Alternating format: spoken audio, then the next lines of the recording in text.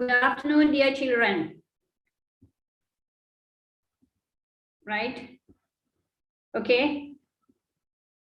And do you allow me to continue this lesson? Right?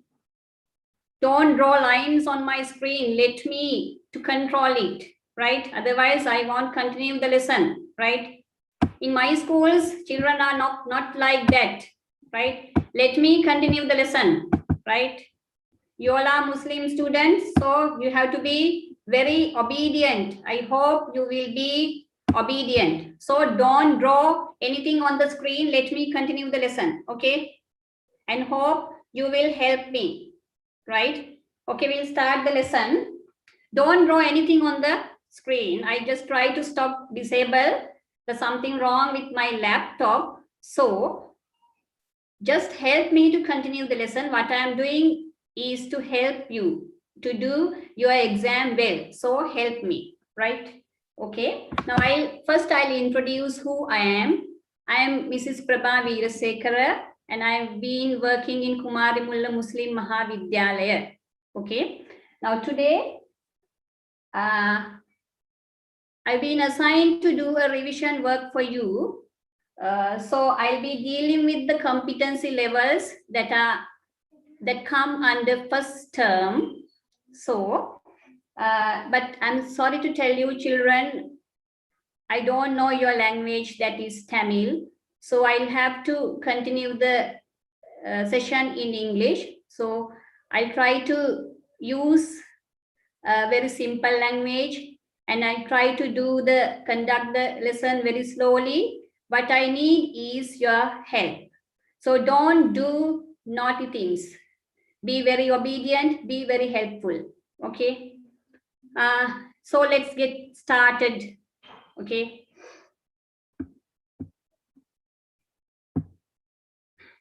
Right.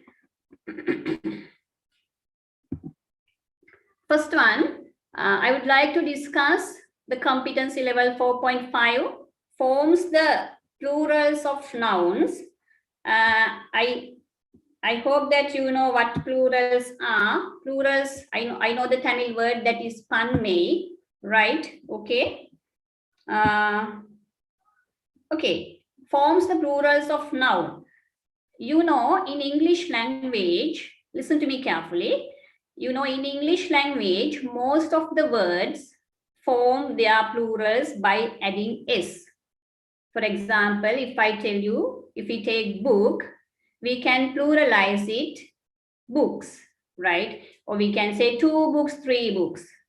A house, houses, or 3 houses. So most of the words form their plurals by adding s.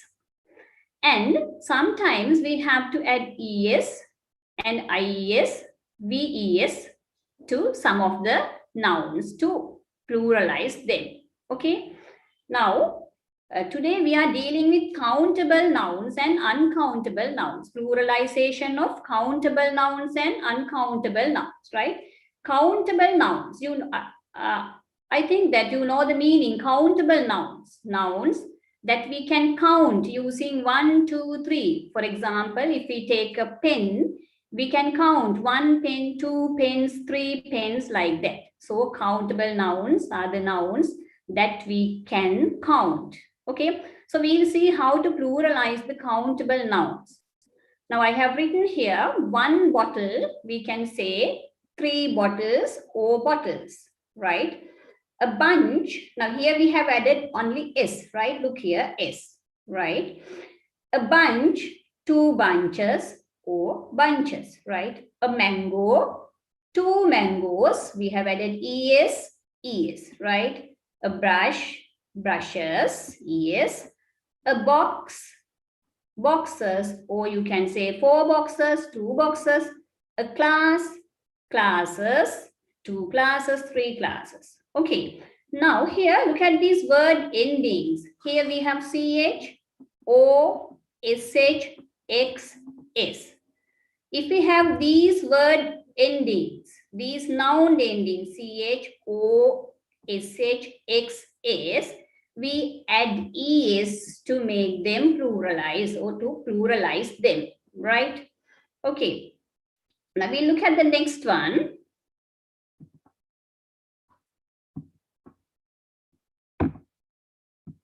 Right, it's about uncountable nouns. I hope you know what uncountable nouns are. Uncountable, you have learned all these things. Uncountable nouns are the nouns, they don't have plural form. Actually, they don't have plural form, right? We can't pluralize them. We can't pluralize them. Look here. Here, rice. Can we count it using 1 or 2, 3? Can we say 1 rice, 2 rice, or 3 rice? Milk, 1 milk, 2 milk. So we can't count them. Actually, they don't have plural form. So when we want to pluralize them, we have to add a quantifier. A quantifier means measuring tool, quantifier, right? Here, rice, I can't say 1 rice. So I have added 2 bags of rice, right? Or you can say 2 kilos of rice, 3 sacks of rice. So these are called quantifiers, right? Milk, I can say 2 packets of milk, 3 glasses of milk. Water, 4 pairs of water, 2 glasses of water. Sand, 2 cubes of sand, right? Like that. So they are uncountable nouns and we have to use a quantifier to pluralize them. Actually, they have no plural form. So we have to use a measuring tool, 2 bags, 3 sacks, like that, right? Next one. Here I have mentioned some common uncountable nouns, right? Food. I hope you can see well. Under foods, we can see beef, butter, cheese, meat, rice, salt, sugar. They are uncountable nouns. We can't say 1 salt. We have to buy a packet of salt, right? And when it comes to liquid, water, milk, olive oil, soup, tea, they are uncountable, right? And materials, leather, metal, plastic, silk, wood. And when it comes to subjects, art, geography, English, science, biology, algebra, physics, they all are uncountable nouns. We use singular verbs, right? Weather, fog, ice, rain, snow, they all are uncountable. And you have to pay attention on these. They are very important. Advice, we don't have plural form. We can't say advisors, that is advice. News, no plural form, news. Furniture, we can't say furnitures, furniture. Money, though we can count money, we can't count, can we count money, money 1, money 2? No, we have to use a quantifier. That is why we use rupees, dollars, euro, right? Noise, work, and information, very important. It is singular. You can't say informations, no plural form. Okay, children? Okay, we'll look at the next page, next slide. Right? Okay, here you have an activity. I'll read the instructions for you. Listen to me carefully. Fill in the blanks using the suitable form of the nouns given in brackets. I'll give you 1 minute to have a look at. You just read the activity, read silently and think of the word that comes here, right? I'll give you 1 minute.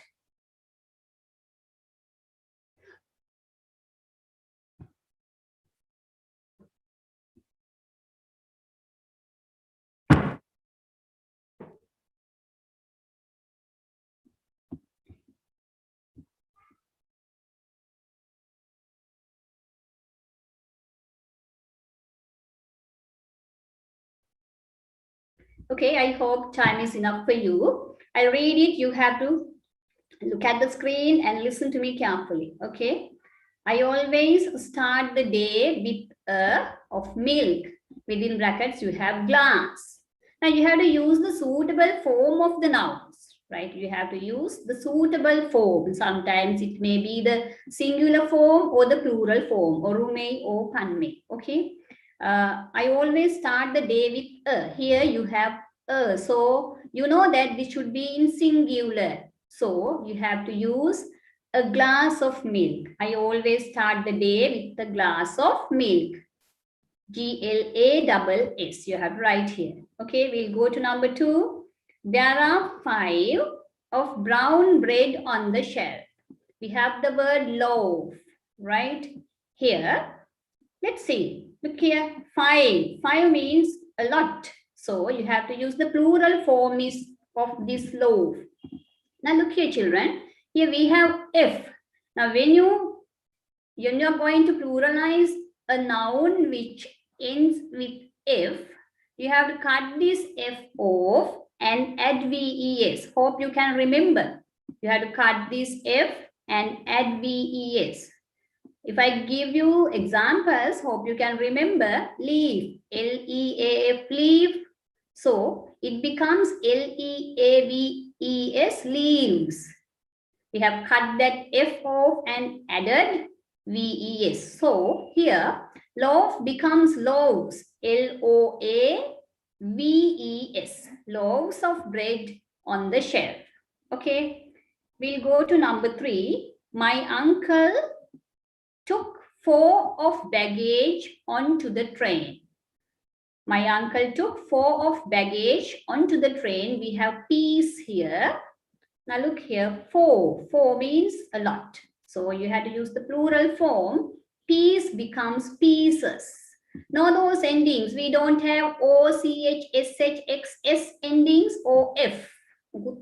Nothing. So you have to use S. So we'll write 4 pieces, PIECES, pieces of baggage, right? Number 4, Sahan dug up 9, look here the word 9, of sand to build the sand castle. Here we have bucket, 9. So, you know, 9 buckets, BUCKET, we just add S, okay? And the last one, the lion carried a huge, look here, a huge of meat in his mouth. Here we have lump. Know those endings, know those endings. So you have to use here a singular. So just write lump, LUMP. The lion carried a huge lump of meat in his mouth, right? Okay.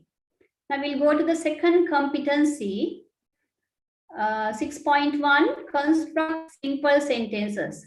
Under this competency, you have to pay attention to future perfect tense. I hope you all know the grammatical structure, verb structure of the future perfect tense. The verb is formed by will plus have plus verb past participle. And you should know the usage of future perfect tense, the power name, when to use future perfect tense, right? Actually, we use future perfect tense to express an action that will be completed before some point in the future, not the phrase, before some point in the future. For example, I can say, we will have completed our syllabus by the end of December. That's what all you expect, right? We will have completed our syllabus before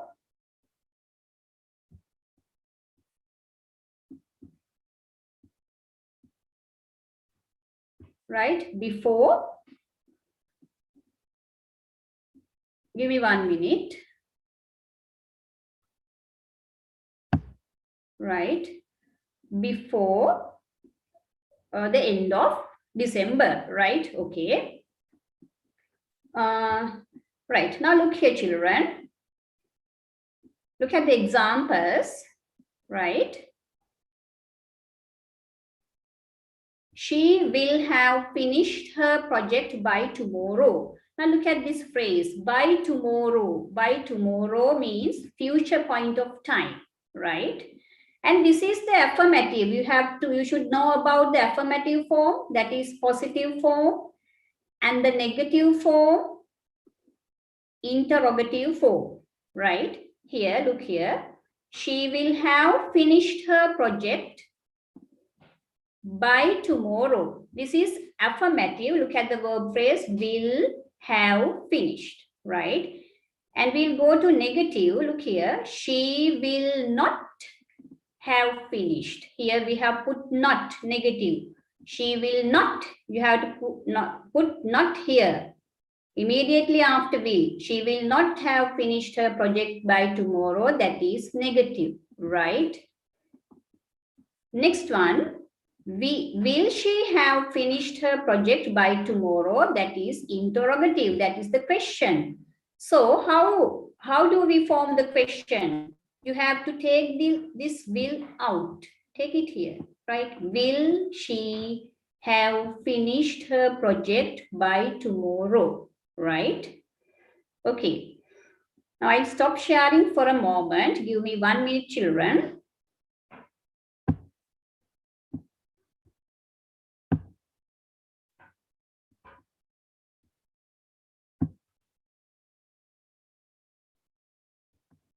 Right.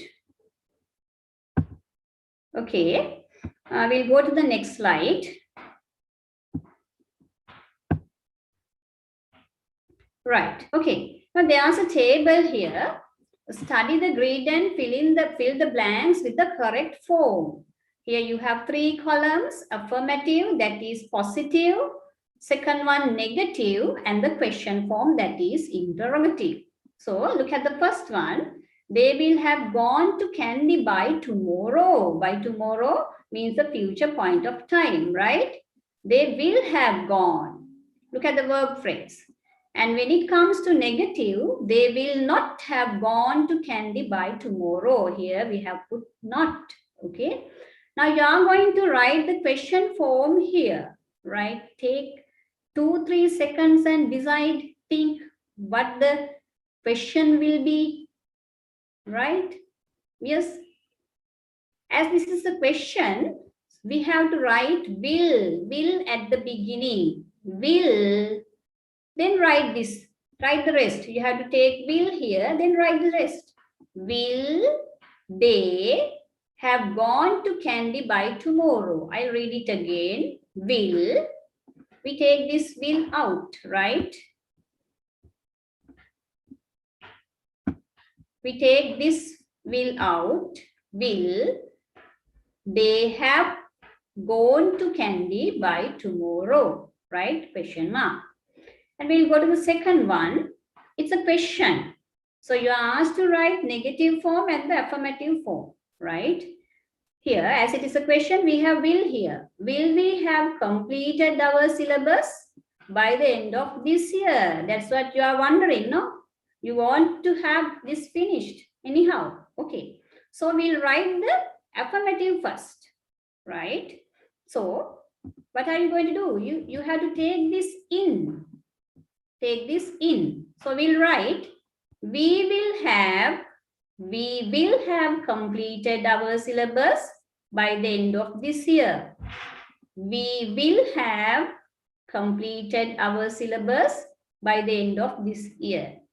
Right? When it comes to negative, you have to write the negative, not immediately after will. So I'll read the sentence. We will not have completed. I read it again. We will not have completed our syllabus by the end of this year. Right? Okay. Now we'll move on to the third competency level. That is, extracts necessary information from various types of simple text. Now, in order to do this activity, you should know about the question words. You should know the meanings of the question words, right? I think you all know what question words are. Now, look at these: what, where, when, who, which. Those are called question words. Okay, do you know the meanings of these question words? What? What means? Refers to objects and things. In your language, it is enna, right? where, in Tamil, enge refers to place. And when, eppodu, I think, okay, that's what I know. When, eppodu, and it refers to time. Who, yar, it refers to people, right? And last one, which, I can't remember actually. It is in the, right? I think it is in the, and it is, we use to specify one or more people or things from a set. If we have a set and when we want to specify, we use which. In Tamil, it is in the, I think, okay? All right, we'll go to the next one. Right, here, I have written down a notice, right? Okay, you read the notice, read the following notice and answer the questions. I'll read the notice for you. You also can read it. There will be a kids art festival on flowers in my art garden, presented by the students of Royal Academy of Arts on 5th of July 2021 at Lionel Wendt Arts Center from 9 a.m. to 4 p.m. All are invited. Principal, Royal Academy of Arts, Gampaha, right? That's what the notice says. Okay, we'll look at the questions, right? Read the following notice, right? Read the above notice should be, and answer the questions. Okay, let's look at the question number 1. First question, what is the notice about? What means enna? What is the notice about? Let's look at the notice again. Okay, what is the notice about? Actually, what is it about? Yes, it's about a kids art festival. So you have to write the answer, a kids art festival, right? We'll go to the second question. Who organizes it? Who means yar? Who organizes it, right? Yes, who organizes it? Go on reading.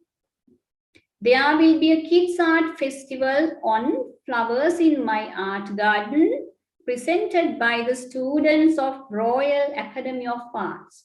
Okay, then who organizes it? Yes, the students of Royal Academy of Arts. The students of Royal Academy of Arts, that is the answer, right? We'll go to the next question. When will it be held? When? When refers to time. When will it be held? Let's find out the answer, right? Yes, find out the time.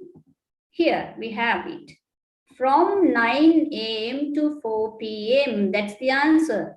From 9 a.m. to 4 p.m. Right? We'll take the next question. Where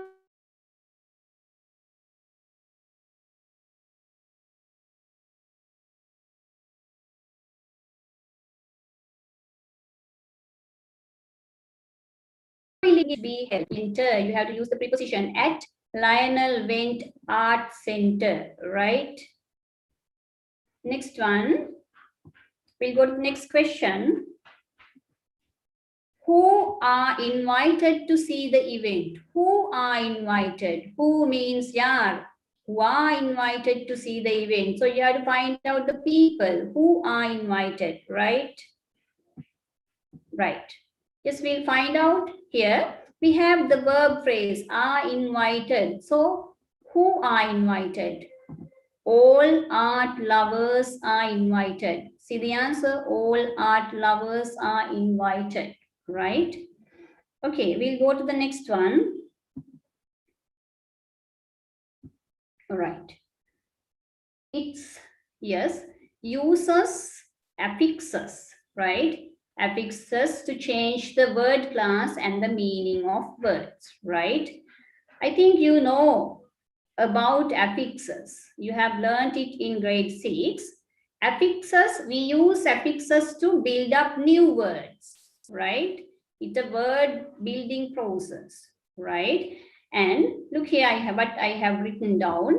Affixes are added to the beginning.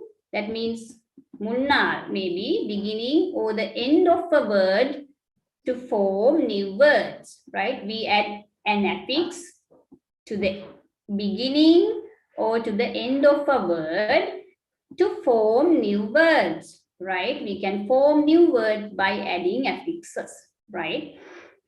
And you know, children, that we have two types of affixes. One is prefix, and the next one, the second one is suffix. We have two types, prefixes and suffixes, right?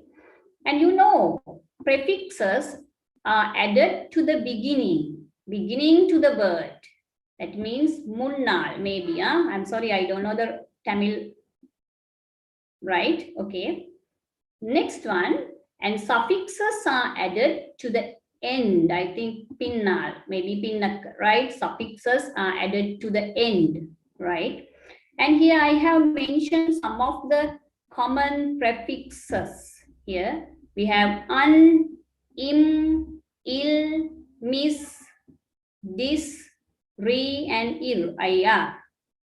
And under suffixes I have mentioned less, less, ness, full, month, ION, able, and ly, OLY, right? Okay. Now, do you know what happens when we add the prefix to a noun, right? To a word, right? It changes the meaning, right? Prefix changes the meaning, right?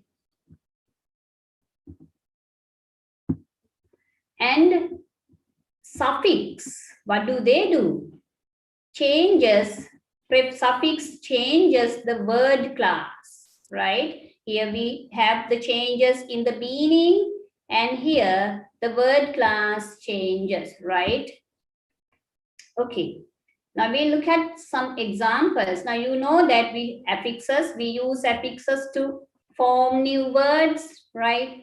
Affixes are of two types, prefixes and suffixes, and some common prefixes and common suffixes. And the function changes the meaning, here changes the word class, right? We'll go to the next one. Right, here I have written down. Oh, before that, you look here. Right, here we have the word happy, and I have added un. Now you know that happy is an adjective, adjective. Now we can build up the new words unhappy. What is the word class of unhappy?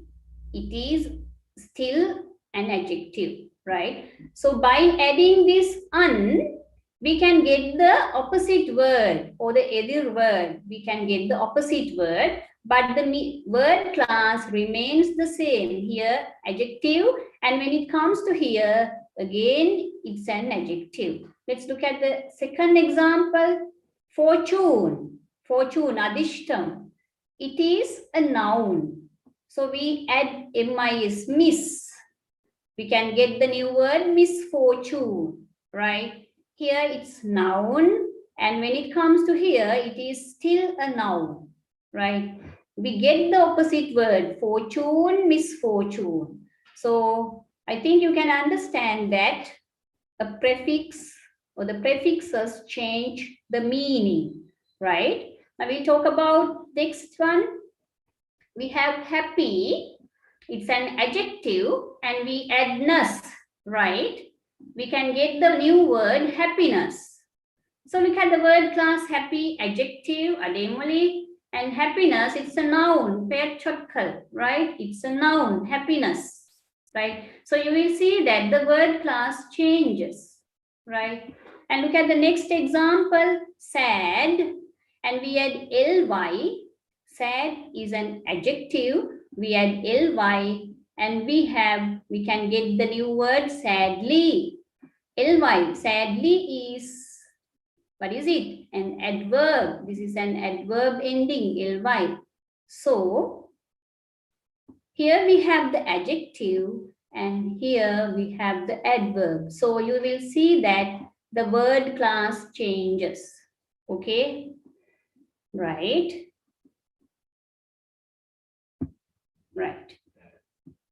Changing adjectives to adverbs and nouns. Look at here, I have written some common adjectives, adverbs and nouns. How they are formed. Here we have the adjective strange and we add ly, strangely, and noun strangeness, right?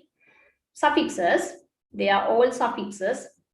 Pleasant, pleasantly, ly, and the noun pleasantness. Here adjective, adverb, and noun. We can build up a lot of new words, right? Warm, ly, warmly, and warmth, it's a noun, right? Interesting, we add ly, interestingly, and interest, it is the same, interest, right? We can't add any suffix, right? Strong, strongly, and the noun is strength. There are changes here, e change, here th, right?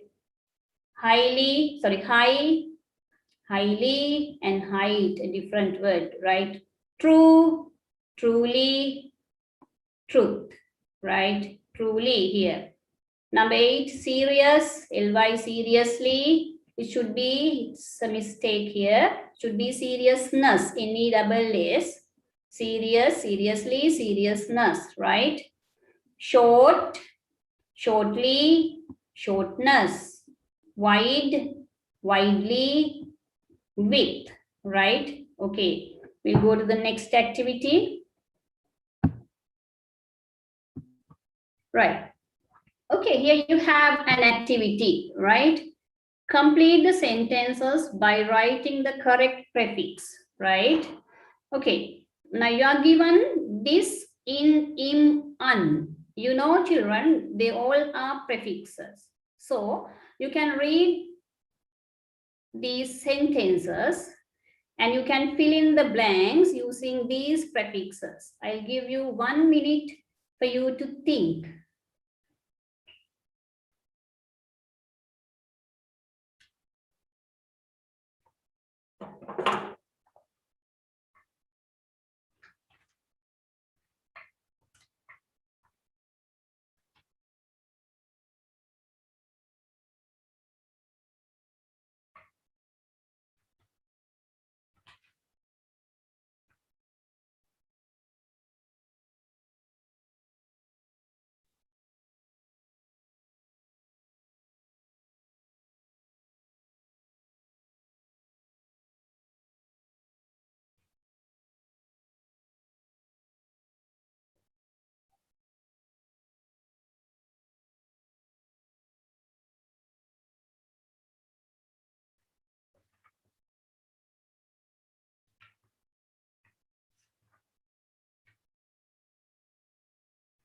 Right?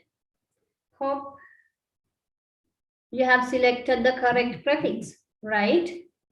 I read the first sentence for you.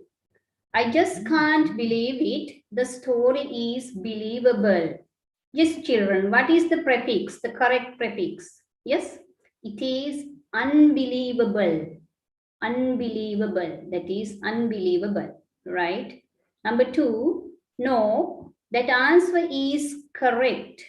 It is wrong. Yes, what goes with correct? What is the prefix? That is incorrect. Incorrect. No, that answer is incorrect. It is wrong, right? Number 3, this vase is made of stone. It is very hard and breakable. Yes, unbreakable. That is unbreakable, right? Next one, I saw Dilini just a moment ago, but now I can't find her. It seems that she appeared. Appeared, that is disappeared. Disappeared, right? Number 5, it's very dark and it is possible to see anything. What goes with possible? That is impossible, right? It is very dark and it is impossible to see anything, right? Okay. We look at the next slide. Oh, yes, that's about pronouns. 6.2 uses pronouns properly. Now, under this competency level, you should learn about relative pronouns. Hope you have learned about relative pronouns, right? This is somewhat difficult lesson. You feel this is custom, right? Relative pronouns. Okay, let's see what relative pronouns are. Yes, relative pronouns are who, which, that, whom, whose. Who, which, that, whom, whose. Now, these are called relative pronouns, right? Okay. Now, look at this example first. The man who is under the tree is my uncle, right? Here, who is the relative pronoun, right?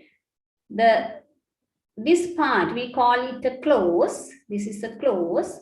And it begins with the relative pronoun. It starts with the relative pronoun who. So we call this section a relative clause, right? Now we'll look here.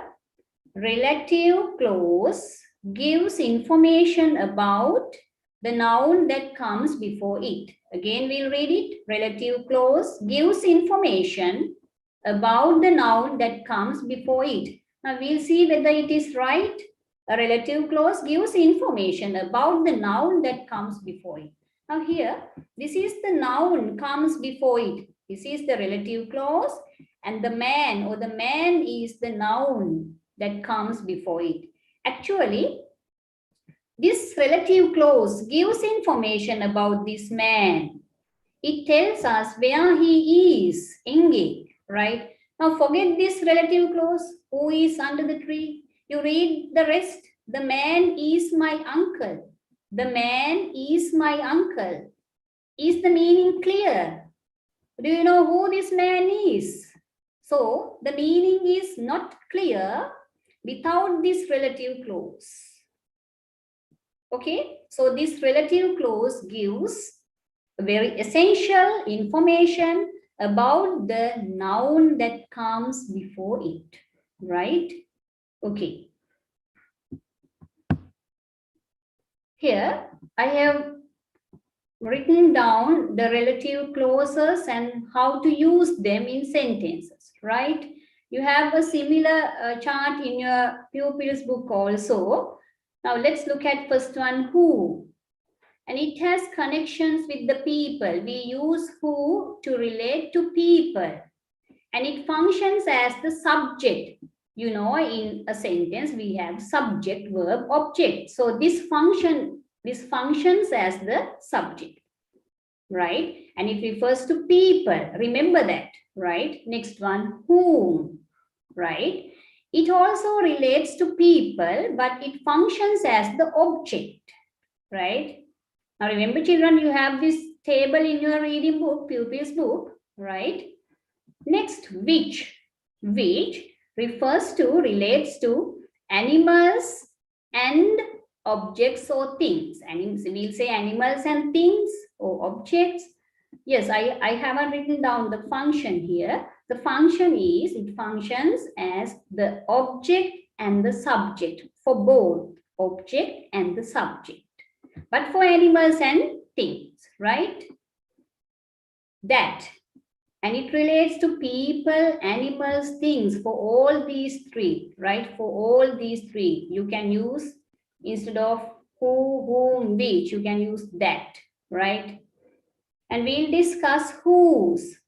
Whose refers to possession, right? Belonging or the possession, right? And where and when, I didn't discuss about these two before, because actually the relative pronouns are these. who, whom, which, that, and whose.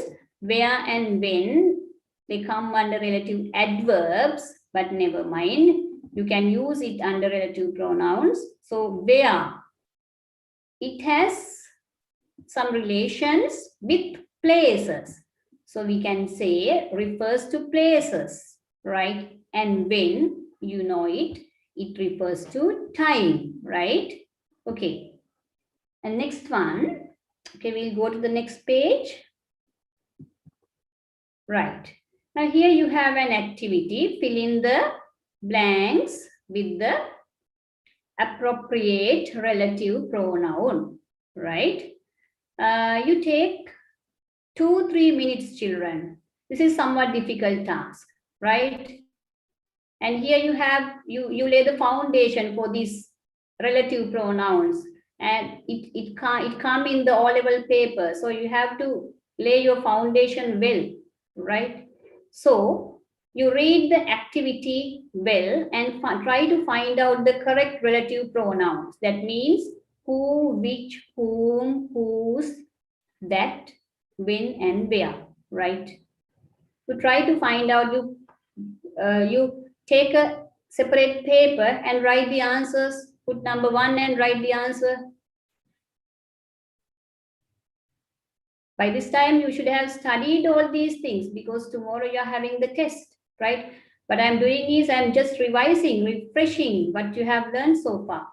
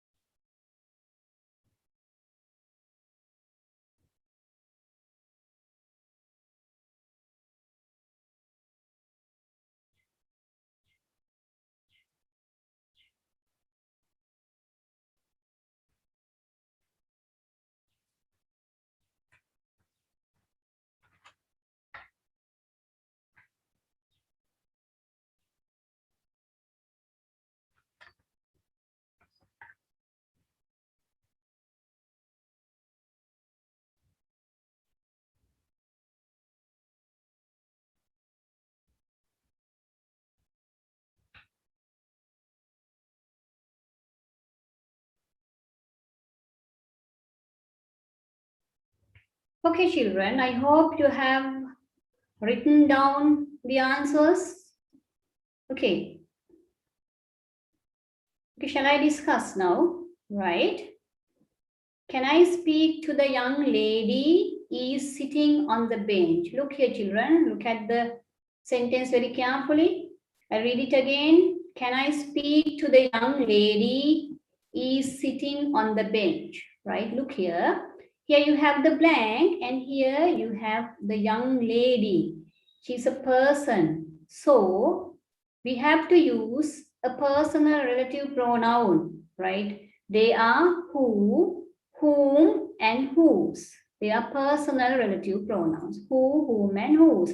Now you have to decide which comes, which is the suitable relative pronoun for the blank. Now look here, children. Here we have is sitting. This is the verb phrase, right? This is the verb phrase. So before the verb, there should be the subject, right? SV, subject. So what is the subject? What is the relative pronoun that functions as the subject? That is who, right? You can use that, but better to use who, right? Can I speak to the young lady who is sitting on the bench, right? I think it's clear to you because we have the verb here. So there should be the subject. So we have to select this relative pronoun that functions as the subject. That is who, right? The soup, here you have the blank. My mother makes is delicious, right? Here, look at the word. Look at the phrase, the soup. It is a thing, right? Soup, non-personal, right? So you have to use a relative pronouns that come under non-personal, right? That comes under non-personal group, right? Okay, what is it? Which and that, right? You can use either which or that. The soup that my mother makes is delicious, or which my mother makes is delicious, right? I met a man. Next one, number 3. I met a man. Blank's son got married day before yesterday. Son got married day before yesterday. Now look here, children. Here we have a man. And here son, right? So what is the connection? Man's son. Man's son. It is possessive. Actually, it is his son. Man's son. So you have to use a relative pronoun which functions as the possessive, right? Which refers to possession, right? So that is whose. Whose refers to possession, right? I met a man whose son got married day before yesterday, right? Hope it's clear to you. Number 4, I have a bike, is yellow in color, is yellow in color, right? Here you have a verb, is, and here a bike, right? It's an object, thing, non-personal. So you have to use either which or that. I have a bike which is yellow in color, that is yellow in color, right? Both are correct. Number 5, Mr. Silva, right, is a bus driver, lives on 3rd Street. Mr. Silva, right, is a person. So you have to use a personal relative pronoun. They are who, whom, and whose. So you have to select the correct one. Here, verb. So there should be the subject, right? Relative pronoun functions as the subject. What is it? Who, right? Mr. Silva, who is a bus driver, lives on 3rd Street, right? We'll go to number 6, the city. My sister lives is beautiful. The city, it's a place. So you have to use the relative adverb where. The city where my sister lives is beautiful, right? Okay, we'll go to the next one.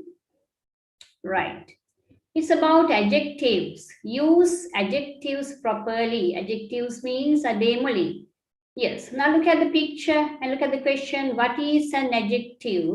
The frog says, don't ask me. I'm just a tiny green frog. Don't ask me. I'm just a tiny green frog. Now look here. We have the noun frog here. Before that, there are 2 adjectives, but the frog doesn't know that he is using adjectives, right? Tiny green.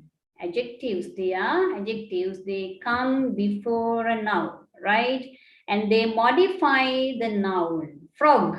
If we say, I'm just a frog, I'm a frog, right?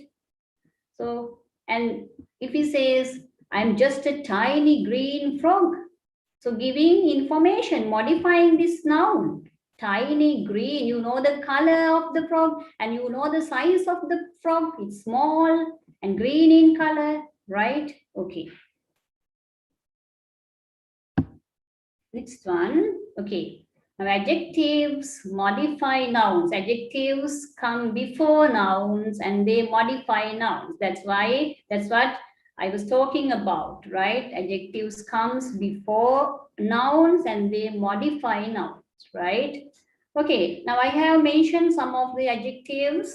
Lovely, beautiful, colorful, sweet, ugly, attractive. They are adjectives, right? We can say a lovely garden, a beautiful girl, a colorful sari, a sweet face, an ugly dog, an attractive garden, right? Okay, Now look at the example. Today is a rainy day. Rainy is an adjective, right? Today is a rainy day. This day is modified by this adjective, rainy, right? Okay, we look at the adjective given, activity given, right? Right here. Look at this picture. We have a lot of adjectives on this picture. We'll read one by one. Okay, fantastic, red, young, light blue, cool, big, wonderful, rectangular, simple, modern, relaxing, wooden, white, gray, beautiful, happy, small, round, black, satisfied. All these are adjectives. Now in the picture, in this picture, you can see there's an artist. He has painted the picture, a very beautiful picture. So the next activity is based on this picture, and you have to use these words to fill in the blanks, right? So better to read these words, read these adjectives once again. I'll give you 1 minute. Read these adjectives once again.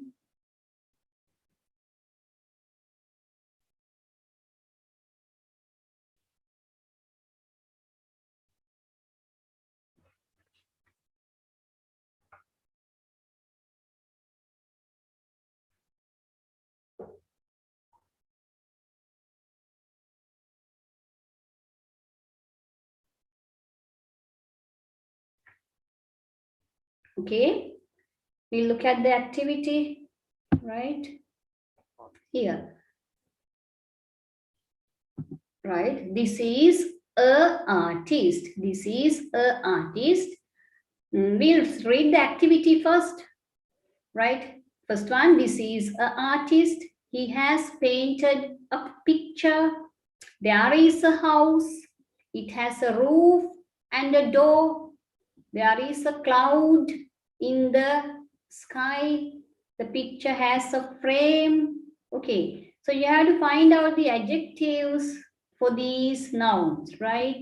You have to write the adjectives here. Let's take the first one. This is an artist. I'll show you the picture again. We'll see which adjective we can take for the blank, right? This is an artist, right? Yes, what is it? This is an artist. What can we take for to describe this artist? Yes. And I'll tell you, yes, you can take, yes, what is it? Yes, young. It matches with this person. He is young, right? So we can say this is a young artist, right? This is a young artist. We look at the activity again. So this is a young artist, right? The best adjective. Number two, he has painted a picture. What kind of a picture? Picture. We look at the picture again. He has painted a picture. Yes, what is the most suitable adjective, right? Yes, there are so many adjectives. What is the most suitable one, right? I think for me, this is the most suitable one. Beautiful. He has painted a beautiful picture, right? He has painted a beautiful picture, right? Number three, there is a house. There is a house, right? We'll see how the house looks like, right? Yes, there is a house, right? Yes, look at the house. Is it big or small? It is small. So we can use this word, small, right? We look at the sentence again. There is a small house. There is a small house, right? It has a roof and a door. It has a roof and a door, right? Look at the picture again. It has a roof and a door. Now look at the roof. Roof. This is the roof, right? This is the door. It has a roof. Yes, what is the color of the roof? It is black. So we can say it has a black roof and a red. Here, where's red? Yes, here we have the word red. It has a black roof and a red door. We'll see whether we are right, correct? Okay. Yes, it has a black roof and a red door, right? Now we look at the next one. There is a cloud in the sky. There is a cloud blank in the sky. We'll fill in this blank first. There is a cloud. We'll see, right? There is a cloud. Now look at the picture. What is the color of the cloud? It's white. Do we have that word? Yes, here we have the word white, right? So we can say there is a white cloud in the what kind of sky, right? Right? Yes, we'll see. There is a white cloud in the, yes. Do we have the word blue, light blue sky? Where is it? Yes, here. The light blue sky. Sky is light blue. So we can take light blue sky, right? Next one. The picture has a frame. The picture has a frame, right? Look here. The picture has a frame, right? Okay, what is the shape of the picture?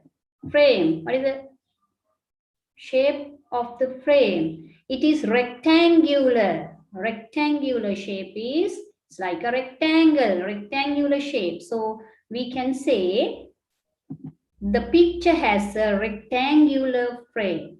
Right, children? Okay, we'll move on to the next one. It's about find synonyms and antonyms for the given words. I hope you all know about what synonyms and antonyms are, my dear children. And synonyms means similar words, and antonyms means opposite words, right? Opposite means edir words. That's what all I know, right? Okay, so you have to find out similar words and opposite words, right? For example, if we take beautiful, we can take lovely, pretty, right? They are similar words or the synonym, right? And antonyms, right? We can say, if we take, right? Right? Antonyms, we can say, right? Open, antonym, close. Careful, careless, right? Opposite words, right? Okay, now here the activity is on synonyms and antonyms. I think it's on antonyms, yes. Select the suitable antonyms for the underlined words and fill in the blanks. So the activity is on antonym.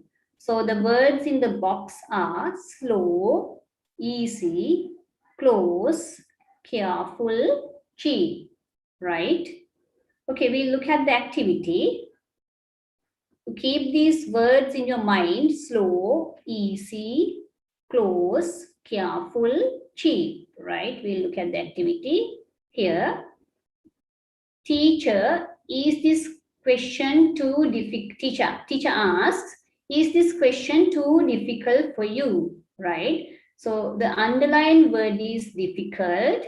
You have to find out the opposite word or the antonym for the blank, right? The student says, no, it is to answer. Yes, what is the answer? What is the opposite word for difficult, my dear children? We look at the box again. Here we have easy. Easy is the opposite word for the word difficult. So you can write easy here. The teacher asks, is this question too difficult for you? The student says, no, it is easy to answer. Difficult, easy. Difficult, easy. Right? We'll go to the mini dialogue number 2. Customer says, this gold watch is very expensive. See the word expensive, right? The salesman says, then take this. It is. You have to find out the opposite word for expensive, right? Actually, you have to study these words, learn by heart these words, right? We look at the list of words, right? Here, expensive. What is the opposite word? Cheap. That is cheap. The price is low, right? So you can write here, then take this, it is cheap. It is cheap, right? Number 3, passenger 1, he says, right? That is Yaldevi Express train. It runs fast, right? That is Yaldevi Express train. It runs fast, right? I'm sorry. That is Yaldevi Express train. It runs fast. Okay. We'll see. You have to find out the opposite word for this one. Fast. Right. Runs fast. Yes. We'll find out the opposite word or the antonym. Right. Fast. Yes. What is the opposite word? Slow. That is the opposite word. Slow. Right. We'll go to the activity again. Right. Right.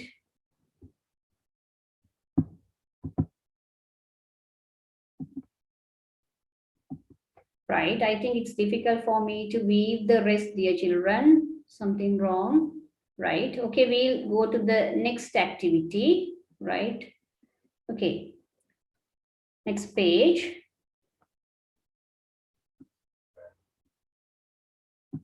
Right.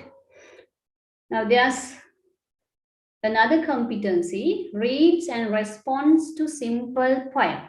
Right. You have to read simple poems and respond to it. That means you have to answer the questions that are asked from you, right? Here, we have the poem Schoolboy by William Blake, right? Okay, we'll read the poem. I read it for you. You can listen to me. I love to rise in a summer morn when the birds sing on every tree. The distant huntsman winds his horn, and the skylark sings with me. Oh, what a sweet company! But to go to school in a summer morn, oh, it drives all joy away. Under the cruel eye outworn, the little ones spend the day in sighing and dismay. Right? I'll read the poem again, right? You will feel that it's difficult, but you have to read again and again, then you will understand something, right? I love to rise in a summer morn when the birds sing on every tree.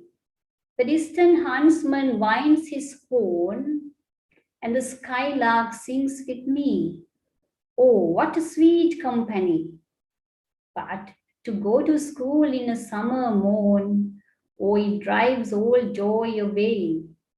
Under the cruel eye outworn, the little ones spend the day in sighing and dismay, right? The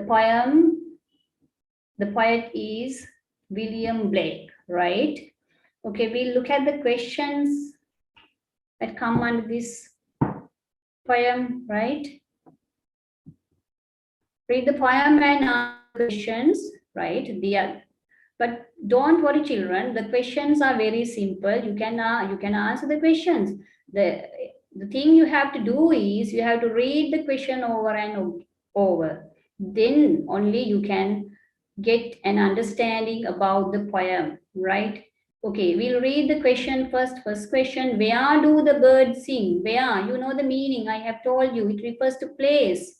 Where do the birds sing? Enge. We'll look at the poem again.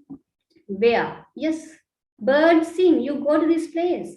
When the birds sing on every tree. So you get the answer. Where? Where means place.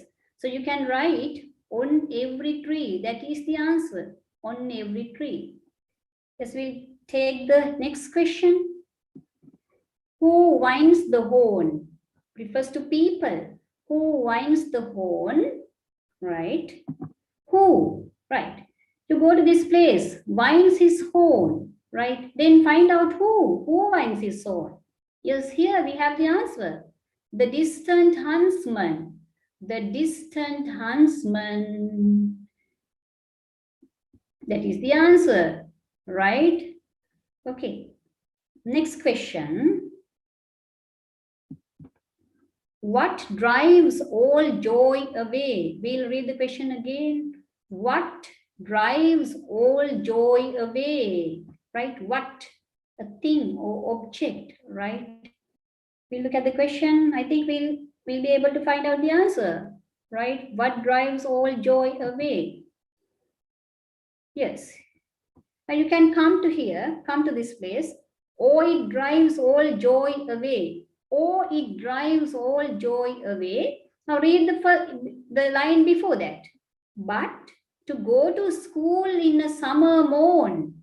Oh, it drives all joy away. So what drives all joy away?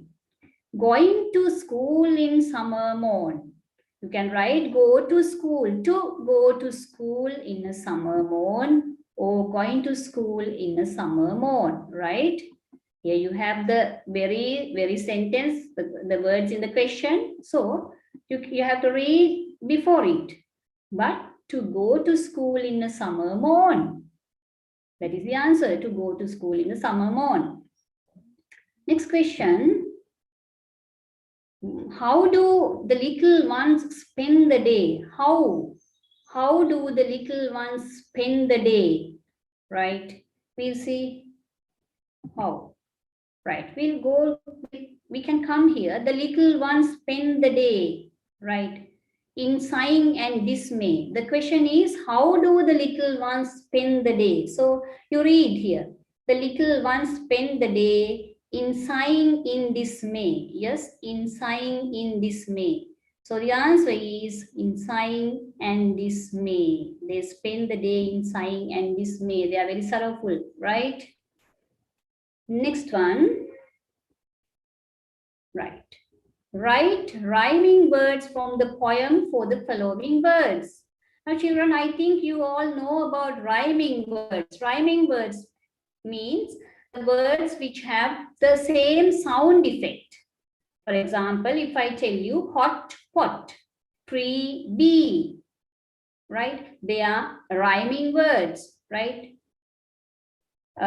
She, me, they are rhyming words. Now we'll try to find out the rhyming words from the poem, right? Here we have the word morn and tree. Keep these words in your mind, morn and tree, right?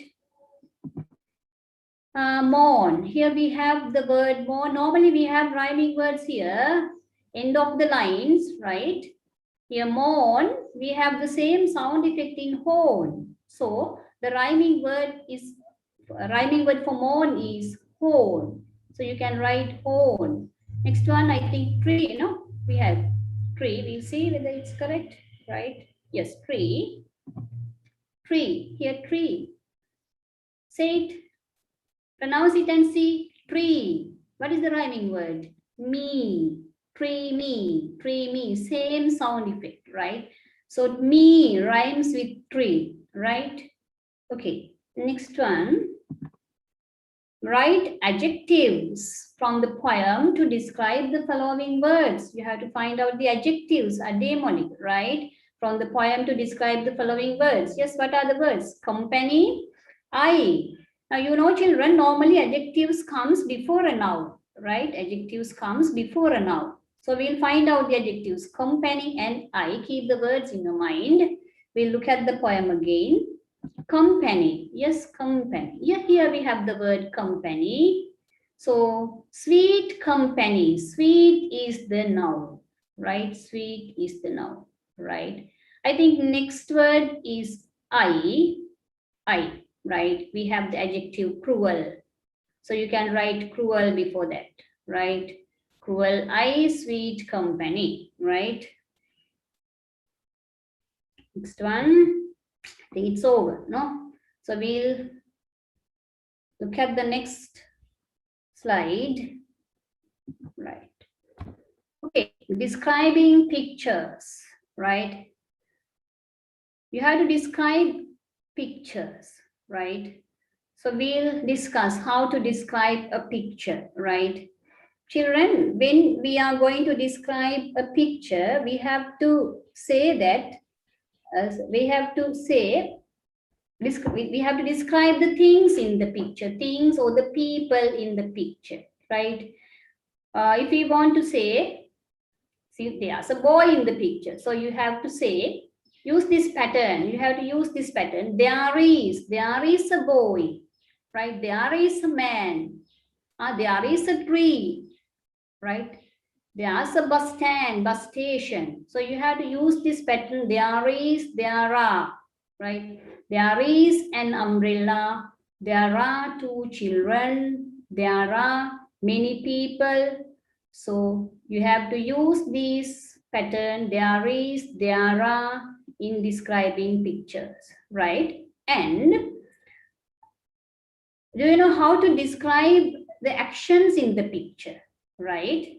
When you are going to describe the actions which are happening in the picture, you have to use present continuous tense, right? Because they are happening at the moment we are describing, right?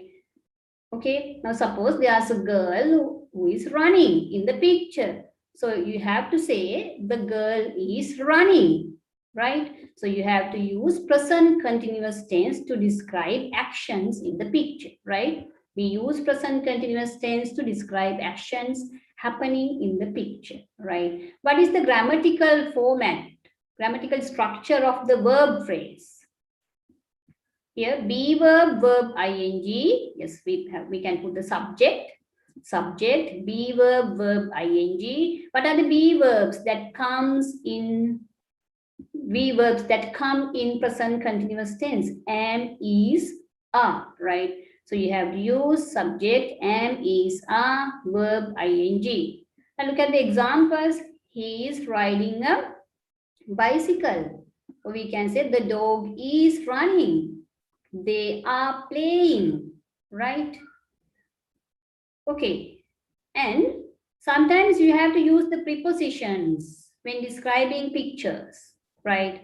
You have to use these prepositions at the park, near the well, on the table, right? Normally you want these prepositions at, near, on, right? Okay, we'll look at the next item. Here we have a picture, right? Look at the picture carefully, right? Yes, there are two girls. I described the picture. There are two girls. They're riding bicycles, right? There's a man seated, and there's a girl. They are doing exercises, right? This woman is pushing a baby cart, right? And these old men, what are they doing? They are walking, right? And there's a dog here, and there's a baby, right? I'm describing this because sometimes the picture may not clear to you, right? Okay. Right, we look at the activity on this question, on this picture. Activity come under this picture, right? Okay. Here, study the picture and fill in the blanks, right? Now I have made this activity somewhat easy. I have given you the words which are needed, right? This is a picture of a park. There are many people in the park, right? This is a picture of a park. We have used that pattern. There are many people in the park. There are young people, old people, and what can we say? And young people, old people, and can you remember? There's a baby. We look at the picture again. Young people, old people, and a baby. We can say baby, right? I gave you that word, baby. Young people, yes, you can baby. Two girls are riding. Yes, two girls are riding. What? Yes, two girls are riding. Yes, they are riding bicycles. So you can write this word. Two girls are riding bicycles. Riding bicycles. A young lady is the go-kart. Can you remember? A young lady is, yes, what was she doing? A pram or a go-kart, what was she doing? Yes, we look at the picture. Here, she's pushing the baby cart or the go-kart, right? So you can write pushing, right? A young lady is pushing the go-kart. She is wearing a yellow. We'll see what is she wearing? Yes, she is wearing a yellow. Yes, what is it? Yellow hat, right? Yellow hat. We have the word hat. She is wearing a yellow hat. Two boys are exercising, right? A small is hugging a dog. We'll go to the place, look at the picture. A small is hugging a dog. Now here there's a dog, right? I don't know whether this is clear to you. There's a dog and a girl. A girl is hugging, right? A girl, right? Okay. So we can say a small girl. Here I have written the word. A small girl is hugging a dog. A man is towards them. Who is this man? Look at the picture. A man is, this one is the man. What is he doing? Running towards them, right? The man is running towards them, right? Do we have the verb? Yes, running. Yes, a man is running towards them, right? A young girl is standing near the garden. Where? A young girl is standing near the garden. We look at the picture. A young girl, this one, this girl may be the one, right? A young girl is standing near the garden chair, or you can say garden bench, right? Standing near, right? Okay, I have given you chair because they have given chair here. I put the word chair, right? A young girl is standing near the garden chair. There is a man sitting on another chair. There is a man sitting on another chair. We'll see that man here. Here we have the man. He's seated on another, but garden chair. We can say a garden chair, right? Yes. Do we have the verb? Yes, garden word. There's a man sitting on another garden chair. There are some at the back of the garden. At the back of the garden, there are some. We'll see what was there. Yes, at the back. Yes, here. They may be bushes. They are not trees actually. They are bushes, right? So we can say there are some, that's the word, bushes, right? There are some bushes at the back of the garden, right? The girl who is in a frock is riding a scooter. The girl who is in a frock is riding a scooter, right? We'll see who this girl is, right? The girl who is in, right, riding a scooter, right? What is the color? Blue color, right? So we'll see whether the word is there. Yes, the girl who is in a blue frock is riding a scooter, right, children? Okay. That's all I have selected for you, right? Now I dealt with some of the competencies which are necessary and which come under first term syllabus. So we have come to the end of our session, right? We have come to the end of our session, and I believe that my session would have been a benefit to you all. So I wish you all the best. Do well at the examination, and thank you for your participation. Okay. And again, I wish you all the best. Right.